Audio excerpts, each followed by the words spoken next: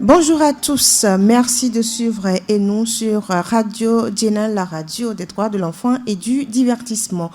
La CDE, 30 ans après, quel bilan pour la promotion des droits de l'enfant au Togo? La question sera au cœur de votre émission et nous, de ce jour, je suis Edwige Pédo et je serai avec le docteur Jack Toko, spécialiste de protection de l'enfant à Compassion Internationale Togo. Bonjour docteur. Bonjour, Andradi. Compassion Internationale Togo, comment se déroulent vos activités?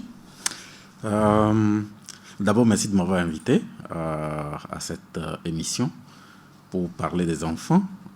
Compassion continue son travail même dans ce contexte de la pandémie et fait de son mieux pour promouvoir les droits des enfants et protéger ces enfants pour qu'ils puissent mieux vivre et s'épanouir.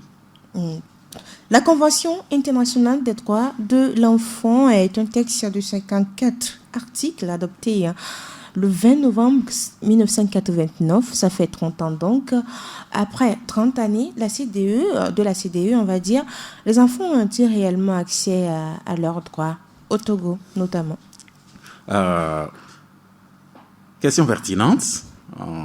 Oui, en fait, la Convention peut dire que si nous faisons le calcul, ça fera 31 ans. 31 ans cette année. Notre pays a ratifié juste un an après cette adoption et ça fait 30 ans pour nous au Togo. Et qu'est-ce qu'il faut dire des droits de l'enfant au Togo 30 ans après? Le bilan va être mitigé. Il est mitigé. Si nous devons parler de notre pays, de notre pays, le Togo, et en particulier de Compassion Internationale, nous pourrons mieux parler des efforts qui ont été faits plutôt que des résultats. Les résultats sont un peu plus difficiles à objectiver en ce moment. Il faudra peut-être des études d'impact des années après pour pouvoir être beaucoup plus précis.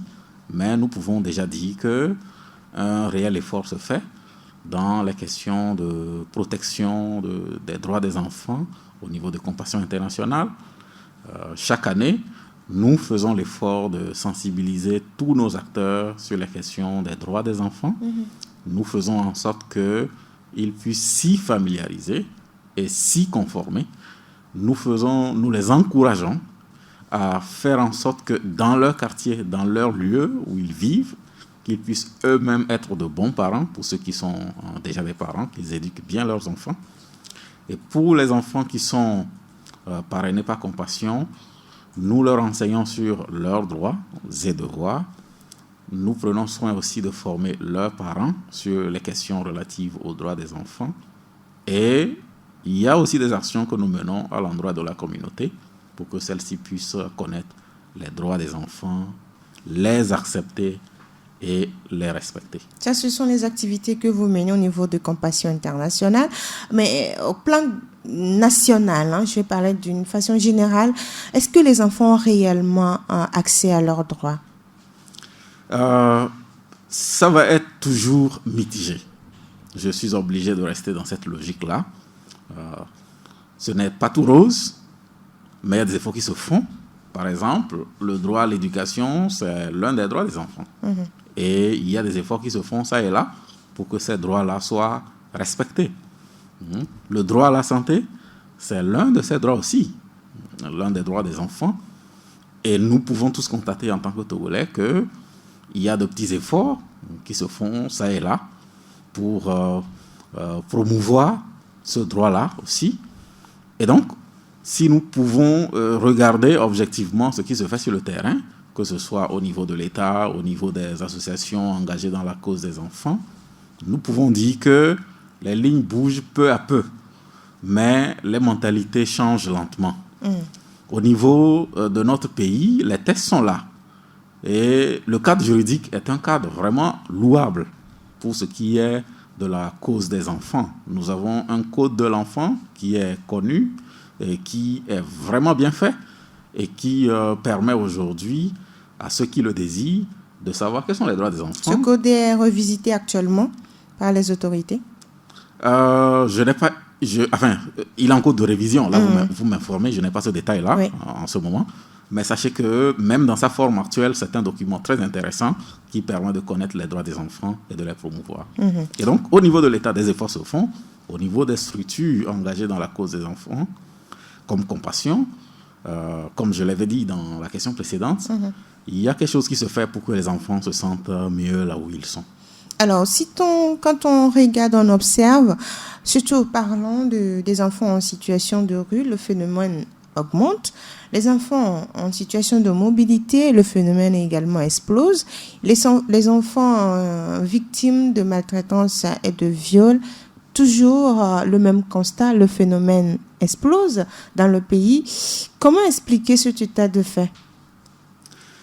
Ça veut dire tout simplement qu'il faut encore faire plus d'efforts. Il faut continuer par lutter. Il faut continuer par sensibiliser les différents acteurs, à commencer par les parents eux-mêmes, parce qu'un enfant est censé être sous la responsabilité des parents. Si un enfant vient au monde, c'est qu'il a forcément une famille. Il a un père, il a une mère, et il a une grande famille. Et en temps normal, si la famille jouait son rôle, eh bien, on n'aurait pas des enfants qui soient dans la rue. Il n'y aurait pas des enfants qui soient en situation de rue. Mais le constat est là. Il y a des parents qui abandonnent leurs enfants. Il y a des cas où les enfants ne sont pas abandonnés, littéralement, mais on se rend compte qu'ils sont négligés. Quand ils sont en famille, ils n'ont pas ce qu'il leur faut, ils n'ont pas à manger, ils sont maltraités. Alors ils se disent, si c'est le cas, il vaut mieux sortir dans la rue pour essayer de se trouver, de quoi vivre, ainsi de suite. Et donc, des efforts devront se poursuivre. Au niveau de la base, les parents devront comprendre que quand on parle des droits des enfants, c'est pas un concept venu d'ailleurs pour changer notre culture africaine ou togolaise, mais c'est fait pour le bien des enfants eux-mêmes. Et quand nous voyons dans notre pays, le constat qui est fait, c'est que ce sont les couches les plus vulnérables qui malheureusement font beaucoup d'enfants. Et il leur est parfois difficile de s'en occuper. Et donc, vous voyez que d'autres structures devront intervenir. Lorsque nous parlons déjà des droits des enfants, d'autres structures devront intervenir peut-être un peu plus tôt, au début de la chaîne, pour sensibiliser sur les questions de naissance. Pour que nous n'ayons pas des enfants dont on ne peut pas s'occuper. Des enfants qui seront obligés de devenir des mendiants pour pouvoir survivre. Et donc, un effort de sensibilisation doit se poursuivre au niveau des familles, au niveau des communautés, pour que une prise de conscience soit réellement effective, afin que les enfants du Togo se sentent mieux. Alors, il y a des programmes de planning familial, puisque vous avez parlé tout à l'heure de la gestion des naissances et autres. Mais est-ce que ces programmes sont accessibles aux couches vulnérables? C'est vrai que mes collègues de la santé pourront mieux répondre à cette question, mais je dirais ici que le constat qui est fait, c'est que les couches vulnérables, généralement, ne veulent pas accepter les questions de planning. Pour eux, il faut faire autant d'enfants que Dieu met dans le ventre. Et il y a un adage qui dit que dans toute bouche qu'il fend, Dieu met du mil. Alors, on fait des enfants et on a l'espoir que Dieu va s'en occuper. Et donc, planning familial, nous avons même eu des informations des acteurs de ce service qui ont été maltraités dans d'autres contrées. Parce qu'on pense que non, ils sont en train d'enseigner de mauvaises choses aux femmes. Les hommes ne sont pas d'accord que l'on veuille enseigner à leur épouse de gérer les naissances. Exactement, de gérer les naissances. Et donc, vous voyez, il y a toujours un problème de mentalité qui doit changer pour que les enfants puissent réellement mieux vivre dans notre pays, le Togo. Au plan législatif, le Togo a adopté des tests. Le Togo, quand on prend le classement, est souvent champion dans l'adoption et la validation des instruments juridiques. Mais l'application est un handicap pour les populations concernées, surtout les enfants concernés, puisqu'on parle des droits de l'enfant. Aujourd'hui, comment amener les gouvernants à appliquer ou bien à vulgariser les tests qu'ils adoptent? Je crois que c'est le rôle de nous, les structures engagées dans dans la cause des enfants. Et un effort se fait déjà, petit à petit. Et les structures comme FODET, nous avons eu l'occasion déjà de participer à certaines sessions de travail pour aider à la validation d'un rapport que l'État devait soumettre parce que, étant donné que nous avons ratifié la Convention internationale relative aux droits des enfants, il y a des rapports, il y a des contraintes qui sont liées à ça. Des efforts se font et je suis sûr que c'est dans ce sens qu'il va falloir poursuivre. Des structures comme l'UNICEF se battent et nous avons quand même ce que nous avons aujourd'hui. S'il n'y avait pas cette lutte, très certainement que nous serons encore en retard. Mais aujourd'hui, c'est vrai que tout n'est pas encore rose. Les tests sont là, ils sont très bien joliment dans les tests, mais ils ne sont pas dans les casiers, mais ils ne sont pas vraiment respectés. Et il faut qu'un effort soit fait pour que les acteurs engagés dans la chaîne de protection soient réellement formés. Nous venons de parler du Code de l'enfant. Nous sommes en train de parler de la Convention internationale des droits des enfants. Mais combien de personnes connaissent réellement cet outil? Et donc, il y a un effort qui doit se poursuivre pour que tous ceux qui sont engagés, police, gendarmerie, affaires sociales, ainsi de suite, soient réellement instruits sur ces questions-là. Et que si l'on dénonce un cas d'abus, qu'on ne rencontre pas des gens sur la chaîne en train de dire, tiens, il faut laisser tomber. Au lieu que ce soit ces personnes pour encourager à ce que le droit soit dit, et que ce soit en même temps ces personnes qui disent, il faut laisser tomber. C'est vrai, il y a des gens qui sont assez rigoureux et qui veulent que justice soit faite, mais il y en a qui prennent certaines choses à la légère, même les cas d'abus sexuels sur des adolescentes. Ils se disent, c'est elle-même qui a voulu, il n'y a rien de grave, ainsi de suite. Et il va falloir que la lutte puisse réellement se poursuivre au niveau des ONG, associations, pour soutenir l'État dans ces efforts qui sont déjà en cours. Donc, réellement, aujourd'hui, on va dire que les efforts dont vous parlez sont faits au niveau du gouvernement togolais, mais sur le terrain, on constate qu'il n'y a rien qui se fait, normalement. Mais au niveau des organisations, on le dit, oui, le gouvernement fait des efforts et tout ça, mais sur le terrain, il n'y a rien qui se fait. Bon, peut-être qu'on ne va pas être si pessimiste ou bien si... on va quand même encourager le petit effort qui est en train de se faire. On va encourager le petit effort, on va accepter qu'un effort se fait. Au moins, le cadre juridique, il est là. Il y a certains pays, je crois qu'ils ont aussi des efforts à faire dans ce sens. On a au moins des outils sur lesquels on peut, ou avec lesquels on peut travailler. C'est à mettre sur le compte de l'État et on peut remercier Dieu pour ça déjà.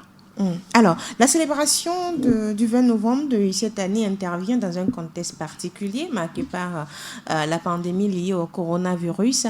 Et quelles sont les nouvelles stratégies que Compassion Internationale a eu à mettre en œuvre pour pouvoir protéger les enfants? Effectivement, cette année 2020 aurait été une année toute particulière. Compassion a dû s'adapter à la situation comme beaucoup d'autres ONG. Et déjà, quand nous célébrions la journée de l'enfant africain, le 16 juin dernier, ça a été une célébration en ligne. Nous avons eu une conférence en ligne et ça a permis aux acteurs de Lomé à Saint-Cassé de se connecter, de savoir, de comprendre ce qui se disait ce jour-là. Et donc, nous sommes restés à peu près dans la même ligne. Mais Dieu merci, aujourd'hui, les restrictions sont en train de diminuer. Ce qui se fera, nous allons organiser une conférence en présentiel dans le respect de la distanciation sociale, dans un nombre restreint. Mais nous allons nous charger de diffuser le message comme nous sommes en train de faire là, sur les médias. C'est aussi une façon pour nous de nous adapter à la situation. Pour toucher une cible assez large, il faut aller sur les médias. Il n'y a pas meilleur moyen que ça pour toucher la population. Pour toucher la population. Et nous allons encourager nos partenaires au niveau des différentes localités à organiser le même événement à leur niveau et à diffuser le message aussi sur les chaînes locales là-bas, dans les langues locales, pour que les gens puissent réellement comprendre cette question des droits des enfants. Et donc, nous sommes en train de nous adapter en allant vers les médias, en organisant des conférences en petit nombre, mais en faisant beaucoup plus de bruit sur les différents médias. D'accord. Mais non, c'est pour la célébration du 20 novembre, de la journée du 20 novembre, journée dédiée aux droits de l'enfant. Maintenant, sur le plan général, les actions que vous meniez avant, qu'est-ce qui a changé et qu'est-ce que vous avez eu à adopter pour pouvoir protéger réellement les enfants sur le terrain? Compassion a fait beaucoup d'efforts. Par exemple, si nous prenons la distribution des masques, des les gels. kits de protection. Oui, tous les kits de protection. Compassion en a offert à tous ses partenaires, les églises qui sont partenaires à Compassion, les centres de développement des enfants, en ont distribué aux familles et l'effort se poursuit jusqu'à présent. Et nous savons aussi que la pandémie a généré pas mal de difficultés sur le plan des finances, des familles. Compassion est intervenue là-dessus. Maintenant, pour ce qui concerne l'adaptation à nos programmes, nous ne pouvons pas rassembler les enfants dans un cadre comme ça, comme on le faisait avant. Et donc, ce sont nos acteurs qui vont vers eux. Qui vont vers eux. Et il y a des rencontres en petit nombre, dans les cadres, par exemple, les églises sont en train de s'ouvrir peu à peu, en petit nombre, respectant toujours les règles, les mesures barrières, pour que les enfants soient protégés, de même que les acteurs de protection de l'enfance. Sinon, dans ce contexte de la pandémie, l'effort a fait beaucoup plus dans le sens d'aller vers les familles. Et certaines façons de fonctionner ont changé aussi. Ça a changé. Par exemple, pour certaines choses, on préfère remettre de l'argent liquide aux parents pour qu'eux-mêmes ils s'approvisionnent au lieu qu'on le fasse pour eux, comme c'était le cas avant. Tout cela pour s'adapter à la situation. Et au niveau du top leadership, la mesure qui a été donnée, c'est que la protection de l'enfant soit vue comme la priorité numéro 1 de l'organisation. Tout ce qu'on peut faire pour que les enfants soient protégés dans ce contexte-là, et à travers les différents pays partenaires, et ça devait se faire. Et au Togo, c'est ce que nous sommes en train de tenter de faire. Nous parlons des droits des enfants et pour que ces droits-là, dans ce contexte de la pandémie, soient réellement connus et respectés. Alors, la lutte pour les droits de l'enfant, vous l'avez dit tout à l'heure, a pris un coup avec la crise sanitaire. Quels sont les domaines beaucoup plus touchés par la pandémie ? Je pense que s'il faut faire le bilan, on dira que dans le domaine de la santé, l'accès aux soins, les gens ont peur d'amener les enfants à l'hôpital. Donc, nos collègues qui sont au niveau de la petite enfance peuvent le remarquer. Ceux qui sont dans le domaine de la santé peuvent le remarquer aussi, que les parents ont peur. Personne ne veut aller à l'hôpital. Même pour respecter le programme de vaccination de l'enfant, le parent dit non. Pas un non systématique, mais beaucoup d'hésitation. Mais nos acteurs sont là pour essayer d'encourager un peu plus. Prendre le poids et la taille à des moments précis. On hésite. Parfois, on se dit que ce n'est pas trop nécessaire. Donc, ce n'est pas la fin de s'exposer, ainsi de suite, ainsi de suite. Donc, cette question a été touchée. Au niveau de l'éducation, Dieu merci, à un moment, l'école était fermée, mais ça s'est rouvert. Ça s'est rouvert de telle sorte que les enfants ont pu terminer leur année scolaire pour le compte de 2019-2020. Une nouvelle année a commencé avec des défis. C'est un peu comme on est dans l'attente pour voir ce que ça pourra éventuellement donner. Mais le secteur de l'éducation, on peut dire que globalement, il n'a pas été tellement touché. Celui qui a été visiblement touché, c'est celui de la santé. Et nous avons réagi à ça comme on le pouvait. Alors, le secteur du travail des enfants, de la lutte contre le travail des enfants également a pris un coup, selon les différentes organisations. Oui, c'est vrai que Compassion n'est pas spécifiquement engagé au niveau du travail de la lutte. On n'est pas spécifiquement engagé dans ce domaine-là. Nous faisons la protection de l'enfant de façon globale, y compris la lutte contre le travail des enfants. Ce n'est pas un domaine dans lequel Compassion s'est spécialisée. Mais oui, tel que vous le dites, c'est tout à fait vrai. Si on doit sortir du cadre de Compassion pour regarder ailleurs, eh bien, puisque les ménages n'ont pas de quoi s'occuper de leurs enfants, eh bien, ceux-ci sont obligés de se débrouiller pour survivre. Ils sont obligés de sortir dans la rue, d'essayer de faire des petits travaux, parfois des travaux qui dépassent leur âge, juste pour pouvoir survivre.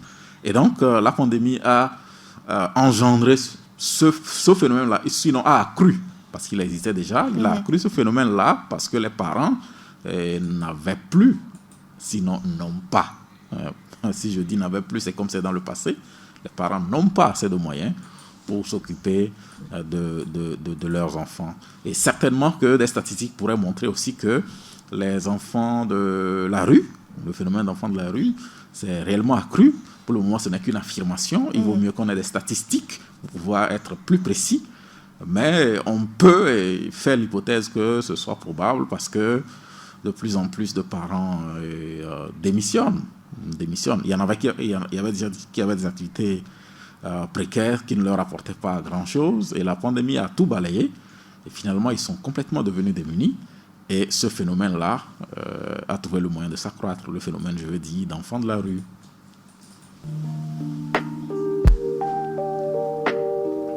Le droit au programme sur Radio Djena. Et nous, votre émission sur les droits de l'enfant et des adolescents à suivre chaque mardi à 10h GMT. Samedi à 10h GMT, l'heure du droit, votre programme sur le droit et les droits humains vous donne tous les aspects du droit. Écoutez votre émission sur www.radio.djena.tg.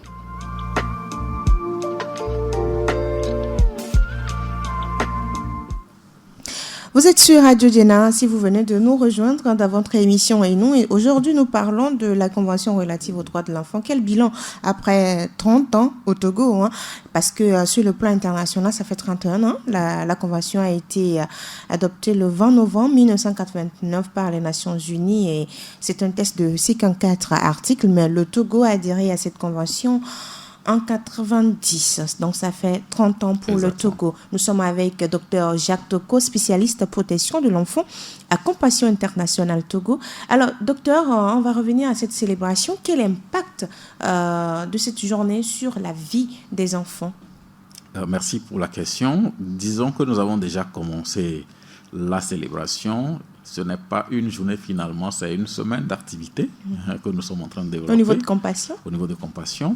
Le 20 novembre sera, disons, l'apothéose au niveau du bureau, avec une conférence qui sera tenue dans les locaux de l'OCDI. Et ce sont des invités qui seront là. Ce n'est pas tout le monde qui pourra se déplacer, c'est un nombre assez restreint. Donc, nous espérons pouvoir toucher, à travers la conférence, des acteurs clés de la protection de l'enfance, parce que ceux qui sont invités là-bas, ce sont des personnes engagées pour la cause des enfants, que ce soit au niveau de Compassion ou bien que ce soit au niveau des organisations sœurs qui sont aussi engagées dans la cause des enfants. Et nous pensons que ces personnes vont relayer le message au niveau de leur base pour que la cause des enfants soit de plus en plus entendue. Et nous avons aussi un programme nourri sur les médias pour que cet événement, sinon pour que cette célébration ne passe pas inaperçue. Parce que, bon, quand nous voyons comment ça s'est passé au cours de la journée de l'enfant africain, on a l'impression que beaucoup de personnes ne s'intéressent pas trop à la cause des enfants. La cause des enfants. Nous voulons vraiment faire en sorte que les enfants soient au centre de nos préoccupations, pour nous à Compassion.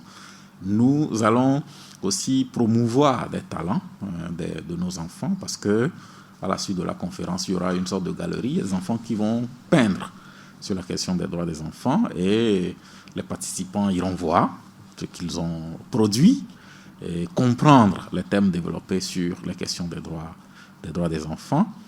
Et il y aura aussi des productions, des poèmes, des slams, ainsi de suite. Nous faisons la promotion aussi des compétences, des talents des enfants au cours de cette semaine. Et je profite d'ailleurs de l'occasion pour dire que le jour qui suivra, il y a un autre événement, nous appelons ça Prix Kalos, qui est une occasion de récompenser les meilleurs élèves de l'année écoulée. Donc Compassion s'engage aussi dans cette question de la célébration des talents de nos enfants. Mais si je dois revenir maintenant à la journée elle-même, eh bien je dirais que oui, il y aura ces enfants-là qui seront célébrés aussi ce jour-là. Et nous allons encourager nos partenaires. Ils sont déjà d'ailleurs encouragés. Ce n'est pas maintenant que nous allons le faire. Ils sont déjà encouragés. Ils savent ils sont en train de s'organiser pour célébrer aussi l'événement au niveau de leur base. Nous avons aussi prévu distribuer 500 exemplaires des extraits du Code de l'enfant en EV. Donc à ceux qui peuvent lire couramment l'EV. Donc ça fait partie des choses que nous envisageons de faire pour que cet événement soit réellement apporte un plus, j'allais dire, dans la question des droits des enfants. Alors, quel impact le 20 novembre a sur le quotidien des enfants au Togo? Belle question. Généralement, il y a des festivités qui sont juste là, et puis, bon, le lendemain, c'est déjà oublié. C'est déjà oublié, et bon, on a fait la fête. Mais nous autres, nous souhaitons que le 20 novembre soit juste une occasion pour nous de semer. Et lorsqu'on sème, on attend que ça germe et que ça porte du fruit. Notre semence, c'est d'abord le message que nous allons faire passer aux gens. Notre semence, ce sont des outils que nous voulons confier aux gens pour qu'ils puissent les lire. Notre semence, c'est l'invitation à continuer d'impacter autour de soi. Ce n'est pas juste dans l'événementiel et puis c'est fini. Mais nous souhaitons que nos actions aient un impact durable. Et c'est dans ce sens que nous sommes engagés. Aujourd'hui, les enfants sont là. Ils vivent des situations complexes dans chaque communauté et autres. Mais est-ce que cette journée célébrée de par le monde et au Togo également apporte un tant soit peu un changement dans leur vie et autres? Et si ce n'est pas seulement des cérémonies et tout ça? La question mérite peut-être d'être posée. Mais si on ne faisait pas cela, ce serait meilleur? C'est la question que je peux me poser. La journée? Si on ne célèbre absolument rien, est-ce que ça sera meilleur? La célébration, juste on fait des cérémonies, des discours et autres, mais juste après, on ferme les yeux sur ça. Oui, nous, on souhaite. Qu'est-ce que ça apporte à l'enfant? Nous souhaitons que ça ne s'arrête pas là. Parce que comme nous parlons d'une façon générale. Hein? Oui, je vous comprends. Comme nous le disons, nous faisons passer le message aux acteurs, aux personnes qui sont susceptibles d'influencer leur base pour que le changement vienne. Nous, ce que nous pouvons faire, c'est de poser les actions qu'il faut poser. Pour ce qui est du résultat, eh bien, nous ne pouvons pas nous porter garant et dire absolument voilà ce que ça va donner. Mais nous allons faire ce qu'il faut faire. À chacun, une fois que le message... C'est comme une course de relais. Quand je passe le relais, c'est à l'autre de faire ce qu'il doit faire. Compassion veut réellement bien passer son relais. Et nous espérons que les autres vont aussi bien courir pour que nous puissions faire de cette journée du 20 novembre, pas simplement un événement vite oublié, mais une occasion, comme je l'ai dit, de semer pour le futur. Alors, comment réinventer donc l'avenir pour chaque enfant au Togo, docteur? J'aime bien le mot réinventer. Réinventer. Je crois que dans ce contexte de la pandémie, c'est un bon mot. On dit que nous devons nous réinventer. Parce que justement, c'est un peu comme si il faut un nouvel homme qui doit procéder de cette crise que nous sommes en train de connaître.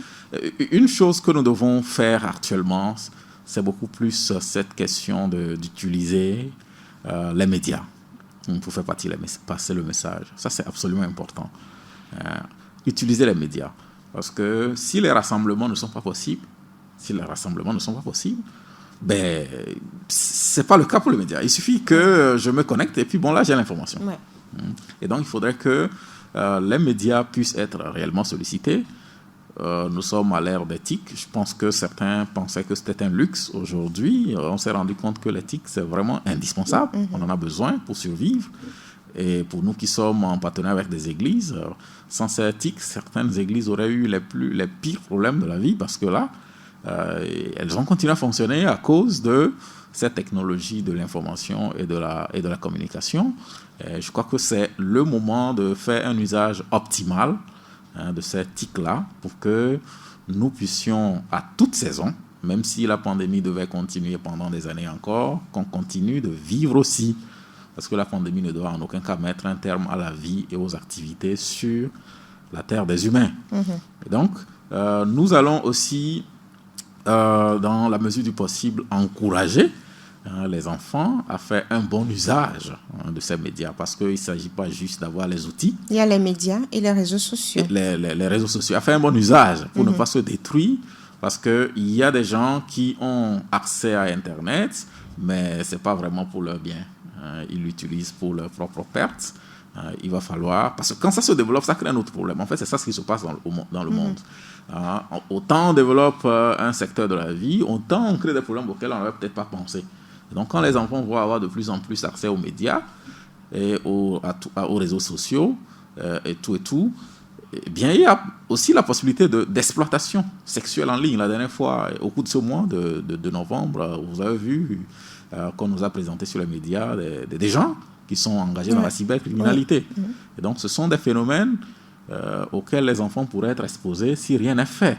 Donc, oui, il faut promouvoir les réseaux sociaux, oui, il faut promouvoir l'accès aux médias, oui, il faut promouvoir l'accès au TIC, mais en même temps, il faut dire aux enfants, attention, parce que ça peut comporter un autre danger, une autre forme d'abus peut se développer à partir de là. Et donc, oui, nous devons avancer avec les moyens du moment, tout en réfléchissant déjà, tout en étant proactifs dans les risques que pourrait comporter cet usage. Alors, docteur Jacques Togo, quels sont les programmes de protection qui existent au niveau de Compassion Internationale Togo? Merci. À Compassion, pour nous comprenons la protection de l'enfant en deux volets, fondamentalement. Il y a le volet prévention et il y a le volet réponse. Le volet prévention, c'est tous les efforts que nous mettons en œuvre pour que les enfants ne soient pas victimes de maltraitance et d'abus. Tous les efforts. Et ces efforts, de quoi il s'agit? Il s'agit de la formation de nos différents acteurs. Quand vous allez dans un centre de développement des enfants, les animateurs sont formés. Les enfants ont un curriculum sur leurs droits. Comment est-ce que, dépendamment de leur tranche d'âge, ils devront se comporter. Qu'est-ce qu'ils doivent connaître, j'allais dire, selon leur niveau d'âge, leur tranche d'âge, pour se protéger eux-mêmes, parce que les enfants doivent participer aussi à leur propre protection. Et nous avons aussi un curriculum à l'endroit de leurs parents, donc les parents des bénéficiaires, qui sont censés aussi connaître les droits des enfants pour pouvoir mieux les protéger. Nous avons aussi des actions à l'endroit de la communauté. Souvent, nous avons ce que nous appelons des interventions complémentaires qui nous permettent de faire des actions orientées vers la communauté. Et c'est un moyen pour nous de promouvoir les droits des enfants au niveau de la base. Et nous sommes en train de nous efforcer actuellement pour amener la communauté à s'approprier les questions des droits des enfants. Il ne faudrait pas que ce soit comme une position haute où des structures puissantes arrivent dans des milieux et qui disent aux gens ce qu'il faut faire pour protéger leurs enfants, mais plutôt d'amener la communauté elle-même à comprendre que les enfants devront être protégés et qu'il faut prendre des mesures pour que ces derniers le soient effectivement. Si nous arrivons à amener des communautés à adopter des chartes, une charte communautaire pour protéger leurs propres enfants, ce serait vraiment un vrai succès. Et nous sommes dans cette logique-là. Alors, à côté de la prévention, il y a le volet réponse, comme je l'ai dit. Malgré tous les efforts que nous déployons pour que les enfants soient protégés, malheureusement, ils finissent par être abusés, malgré cela. Et donc, quand ça arrive, comment est-ce que nous répondons? Nous avons 4 façons de répondre à cela, parce que l'abus peut générer 4 types de besoins. Le premier besoin, ça peut être le besoin de la santé. Et donc, si un enfant est, par exemple, battu, ou bien un enfant est victime d'abus sexuels, il faut bien qu'on le conduise à l'hôpital, qu'il ait accès aux soins. Ensuite, il y a le volet psychosocial. Un enfant peut être traumatisé et avoir besoin d'être écouté, pour être réhabilité, pour être restauré, pour guérir de son traumatisme. En troisième position, l'abus peut générer un besoin dans le domaine de la sécurité. Par exemple, un enfant qui est dans un environnement maltraitant, est-ce qu'il faut le garder là-bas? Qu'est-ce qu'il faut faire pour que cet enfant-là ne soit pas encore victime d'abus? Ou bien il faut juste le guérir et le retourner dans le cadre. Et donc, il faut prendre des mesures dans le domaine de la sécurité de l'enfant. Et le dernier volet, c'est l'accès à la justice. Comment rapporter le cas à la justice pour que justice soit réellement faite. Donc, voilà les 4 domaines dans lesquels nous intervenons lorsque un enfant venait à être victime d'abus. Et nous avons aussi un programme orienté vers nos partenaires. L'outil est en train d'être finalisé. Il s'agira de les appuyer dans un recrutement plus professionnel à la base. Comment est-ce qu'il faut recruter les personnes réellement qu'il faut pour que ces personnes-là ne viennent à être auteurs d'abus sur les enfants. C'est un effort qui est en train de se développer. Mais déjà, nous sommes en train de former aussi les acteurs sur la façon dont il faut répondre rapidement lorsqu'un enfant est victime de maltraitance. Quand je dis répondre rapidement, je devrais préciser qu'il s'agit d'un soutien émotionnel. Comment apporter un soutien émotionnel à un enfant qui vient d'être victime d'une maltraitance? C'est des premiers soins avant que cet enfant ne soit transféré ou bien ne soit confié aux spécialistes pour une prise en charge beaucoup plus de longue durée. Et donc, voilà des actions que Compassion mène, mais suffisamment de moyens d'ailleurs pour que les acteurs soient réellement outillés pour mieux protéger les enfants. Combien d'enfants vous touchez par an? C'est difficile de parler de chiffrer en réalité, mais je peux dire que le nombre va croissant. Là, nous avons quelques 71 000 enfants actuellement, par année par Compassion Internationale. C'était un peu moins l'année dernière. Donc, chaque année, nous avons de nouveaux centres de développement des enfants qui se créent, qui s'ajoutent. Et donc, voilà, l'année prochaine, ce sera encore beaucoup plus que ça.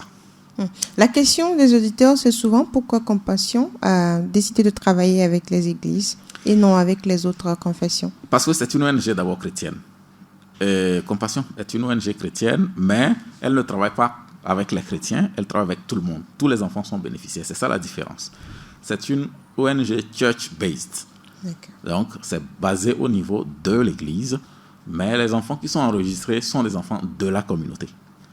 C'est ça ce qu'il faut comprendre. Donc, ce n'est pas une discrimination. Ce n'est pas que quelqu'un est rejeté. Dans nos centres de développement des enfants, tous sont enregistrés. Le critère, c'est la pauvreté et l'âge. C'est tout. Rien de plus. La pauvreté, comment vous arrivez à définir ce critère? Nous avons des critères. D'ailleurs, il y a des outils. Il y a des outils qui permettent de savoir réellement comment on peut dire d'une personne qu'elle est pauvre. Vulnérable. Exactement, qu'elle est vulnérable. Des outils sont là. Nous avons des outils aussi pour identifier même un peu plus tard ce que nous appelons les enfants hautement vulnérables. Parce qu'il y a les enfants vulnérables, mais il y a aussi les enfants hautement vulnérables. Donc ça, les outils, nous en avons. Est-ce que vous avez aujourd'hui atteint déjà vos objectifs depuis que Compassion est installée au Togo? Nous sommes en marche. Vous savez, on peut dire que nous avons fini quand nous aurons 0 enfant maltraité au Togo. Quand nous aurons délivré le dernier enfant de la pauvreté. Vous voyez? Et donc, nous sommes reconnaissants pour le bilan que nous avons déjà, après une dizaine d'années d'existence seulement. Nous sommes reconnaissants, mais on ne peut pas dire que nous avons atteint. Et donc, c'est fini. Si nous avons atteint, ça veut dire que nous pouvons plier bagages et puis c'est fini. Donc, nous sommes en train, nous avons de bons résultats qui nous réjouissent et nous espérons que dans les années à venir, nous allons le faire encore mieux. Nous avons reçu des prix au niveau du pays pour ce qui concerne les droits, la nuit des droits de l'homme qui se célèbre. Donc, Compassion est en train de s'illustrer, de faire des efforts dans les questions de protection des enfants. Alors, qu'est-ce qui freine aujourd'hui, selon vous, docteur, la lutte pour les droits de l'enfant au Togo? Je dirais sans hésiter, c'est la mentalité. La première chose, à mon avis, il ne faut pas aller pointer du doigt un responsable ou un autre quelque part. C'est notre mentalité d'abord. Comment est-ce que je conçois un enfant? Il y a des gens qui, en 2021, enfin, nous sommes en 2021, on n'est pas encore en 2021, je suis trop en avance. Il y a quelques semaines encore pour arriver à 2021. Oui. Et donc, en 2020, jusqu'en 2020, ne conçoivent pas qu'un enfant puisse avoir des droits. Pour eux, un enfant, c'est comme une propriété. Et donc, ils ne conçoivent pas que l'on parle des droits des enfants. Si on devait parler des droits des enfants, ce serait comme une façon pour eux de dresser les enfants contre les adultes. Et donc, certains pensent que c'est des caprices des Blancs. Et il faut nous laisser, dans notre culture africaine, éduquer comme on faisait. Certains, juste avec les bribes d'informations qu'ils ont, disent c'est comme ça que les Blancs ont fait, et puis ils ont tel problème chez eux. Et donc, il faut que nous puissions changer de mentalité, comprendre qu'un enfant, il a des droits. Et il ne s'agit pas de le dresser contre ses parents. Notre objectif n'est pas de faire en sorte que, l'enfant aille dire à son père, à sa mère, donne-moi ceci. Ce n'est pas de ça qu'il s'agit. Il faut que les parents sachent que quand nous parlons des droits des enfants à leurs enfants, c'est pour que ces derniers puissent se défendre partout où ils se trouvent, qu'ils puissent dire non à certaines choses. Et donc, c'est absolument important. Alors, si nous acceptons que l'enfant ait des droits, il faut maintenant que nous les respections. Il faut que nous respections ces droits. Parce qu'il y a des gens qui finissent quand même par accepter, c'est normal qu'un enfant ait des droits, mais malheureusement, ça s'arrête là. Un effort additionnel n'est pas fait pour que ces droits-là soient réellement respectés. Et donc, nous devons continuer à travailler pour que les mentalités changent, évoluent dans le bon sens. C'est très important. Que 10 ans après, nous sommes en 2020, donc en 2030, quand on va faire le bilan, qu'on se rende compte que ça marche de plus en plus chez nous au Togo. Que les droits des enfants soient de plus en plus connus, acceptés et promus. Et donc, si la mentalité change et qu'on met aussi les moyens, parce que parfois, il faut aussi mettre les moyens pour changer la mentalité. Ouais. On met les moyens qu'il faut pour que le Togolais le plus perdu dans un coin de notre territoire puisse être touché, ça va changer. Et qu'on ne reste pas aussi dans l'événement, on est en train de le dire. Il faut que la question des droits des enfants soit un sujet dont on doit parler régulièrement, pas une fois en passant. Que vous, qui êtes des gens de médias, que vous considériez cet élément comme quelque chose de très important. Ce qui se fait régulièrement sur Radio Djena. Ici, à Djena, je le vois, c'est une radio pour les droits de l'enfant. Et j'en suis heureux. Je souhaite qu'il y ait d'autres médias comme ça qui vous emboîtent le pas et qui fassent la promotion des droits des enfants. Qu'on ne parle pas seulement politique, mais qu'on parle vraiment des questions de société, qu'on parle de l'éducation, qu'on parle de la protection des enfants. Alors, pour changer la mentalité des populations, par où passer? On change la mentalité en enseignant. Pour changer, puisque la mentalité, c'est une façon de voir les choses, il faut exposer une autre façon de voir les choses. Et quand je dis enseigner, ce n'est pas forcément quelqu'un qui vient enseigner dans un cadre pédagogique.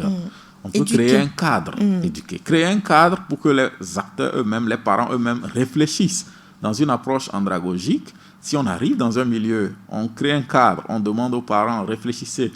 Quelles sont les façons de faire dans notre culture qui portent préjudice aux enfants? Ils vont trouver des choses. Qu'est-ce qu'on peut faire pour arrêter ces choses? Ils vont trouver. Donc, il faut stimuler la réflexion pour que les gens sortent du train-train quotidien et qu'ils voient qu'il y a une meilleure place, il y a un meilleur chemin à suivre. Et donc, si nous créons un cadre de réflexion, la mentalité va changer. Sans réflexion, la mentalité ne change pas. Alors, pour finir, la journée du 20 novembre, qu'est-ce qui est prévu pour cette journée? Puisqu'on sait qu'au niveau de Compassion, c'est toute une semaine que vous avez dédiée aux droits de l'enfant au Togo. Alors, le 20 novembre, qu'est-ce qui sera fait? Ah oui, ça sera peut-être une petite redite, mais je l'avais déjà annoncé. Juste pour rappeler à nos auditeurs qui viennent de nous rejoindre pour finir. Exactement, ça sera une conférence que nous allons tenir sur le thème la Convention internationale des droits des enfants 30 ans après. Quel bilan au Togo au Togo pour la promotion des droits des enfants dans notre pays. Et nous allons avoir 3 orateurs, dont c'est des panélistes. Le premier nous parlera du bilan au niveau de l'État, comment l'État peut dresser son bilan 30 ans après la ratification de ce texte important. Le second orateur nous parlera du bilan de la société civile. Et le dernier nous parlera des perspectives de l'État, des grandes orientations de l'État pour la protection des enfants. Et à l'issue de la conférence, d'ailleurs au cours de la conférence, nous allons célébrer des talents des enfants, de poètes et de slameurs. Et à la fin, nous aurons l'occasion de découvrir d'autres talents à travers des dessins, des peintures sur la question des droits des enfants. Nous aurons aussi à distribuer des extraits des droits des enfants en EV pour que cette journée se poursuive dans les foyers. Les gens continuent de lire sur ces questions des droits des enfants. Donc voilà quelques éléments du programme du 20 novembre. Alors, docteur, une phrase qui vous fait avancer dans votre lutte? Rien, aucun sacrifice n'est trop grand quand il s'agit de promouvoir un enfant. Aucun sacrifice. La CDE 30 ans après, quel bilan pour la promotion des droits de l'enfant au Togo? C'était la question au cœur de votre émission et nous étions avec Dr Jacques Toko, spécialiste protection de l'enfant à Compassion Internationale Togo. Merci d'avoir accepté notre invitation. C'est moi qui vous remercie. Merci aussi à vous, chers auditeurs et auditrices de Radio Djena, de nous avoir suivis. Je suis Edwige Apedo. À très bientôt sur Radio Djena pour d'autres programmes dédiés aux droits de l'enfant.